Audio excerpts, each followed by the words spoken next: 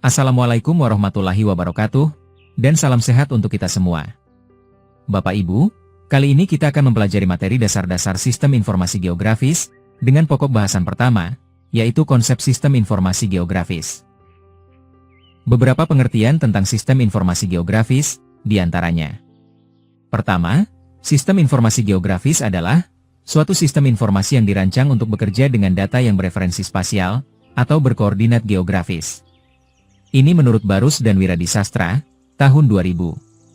Kedua, sistem informasi geografis merupakan suatu sistem yang mengorganisir perangkat keras, hardware, perangkat lunak, software, dan data, serta dapat mendayagunakan sistem penyimpanan, pengolahan, maupun analisis data secara simultan, sehingga dapat diperoleh informasi yang berkaitan dengan aspek ruangan. Ini menurut Purwadi, tahun 2001. Selanjutnya, komponen penyusun sistem informasi geografis, diantaranya perangkat keras, perangkat lunak, data, dan sumber daya manusia. Perangkat keras terdiri dari alat masukan data, contohnya digitizer, scanner, keyboard komputer, dan lain-lain. Kemudian, alat pemroses data, contohnya hard disk, prosesor, memori, VGA card, dan lain-lain. Berikutnya, alat penampil dan penyaji keluaran, contohnya monitor komputer, printer, plotter, dan lain-lain. Komponen berikutnya adalah perangkat lunak. Di antaranya, ArcGIS, ArcView, MapInfo, ArcInfo, QGIS, dan ILWIS. Komponen selanjutnya adalah data. Data ini terdiri dari dua, yaitu data spasial dan data non-spasial. Data spasial adalah data grafis, yaitu data yang mengandung informasi keruangan, yang menjelaskan posisi suatu tempat di atas permukaan bumi. Sedangkan data non-spasial adalah data yang berisi informasi penjelas dari data spasial yang terkait dengannya, dan tersimpan dalam format data tabular. Komponen yang terakhir adalah sumber daya manusia, yaitu pengoperasi perangkat keras dan perangkat lunak, serta menangani data geografis dengan kedua perangkat tersebut. Selanjutnya, jenis data spasial SIG. Secara umum, jenis data spasial dalam SIG terdiri dari dua, yaitu data vektor dan data raster. Data vektor merupakan data geografis yang merepresentasikan bentuk muka bumi dalam simbol titik, garis, dan poligon. Informasi posisi titik, garis, dan poligon disimpan dalam bentuk X dan Y koordinat. Ilustrasinya dapat dilihat pada gambar di bawah ini. Untuk titik, merepresentasikan satu titik lokasi untuk mewakili titik data diskrit atau dimensi 0. Contohnya, nama kota, lokasi kantor, atau hotspot kebakaran, dan lain-lain.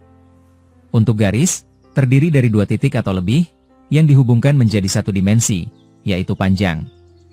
Contohnya, jalan, sungai, batas administrasi, kontur, dan lain-lain.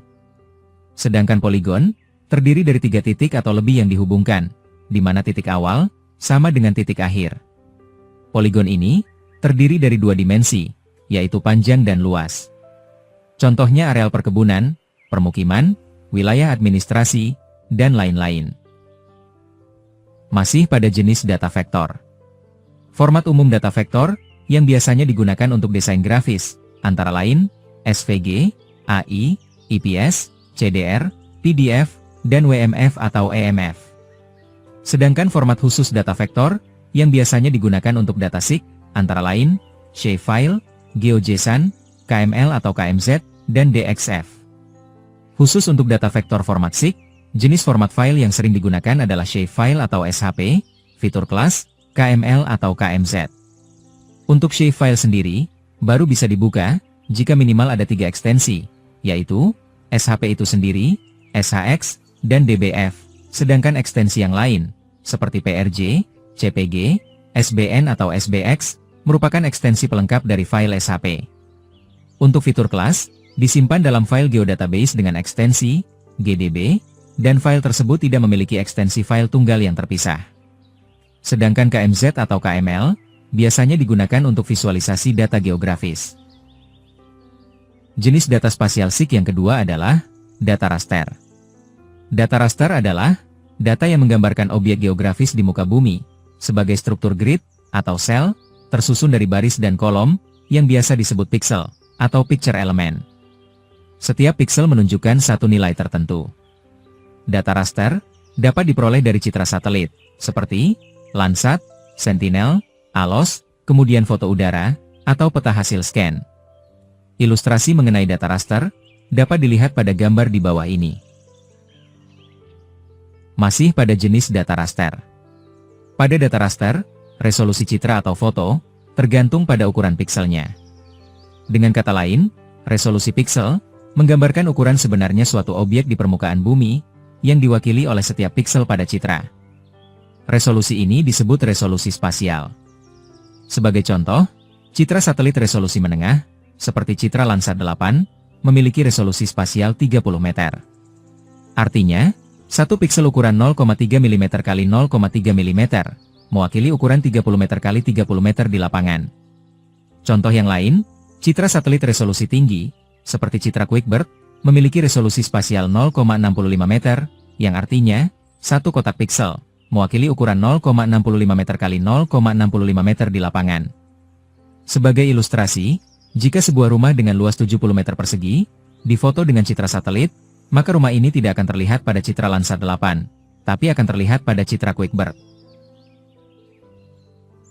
Gambar di bawah ini menunjukkan perbandingan secara visual antara citra resolusi tinggi, yang diwakili citra Kuiperbird, dengan citra resolusi menengah, yang diwakili citra Landsat 8.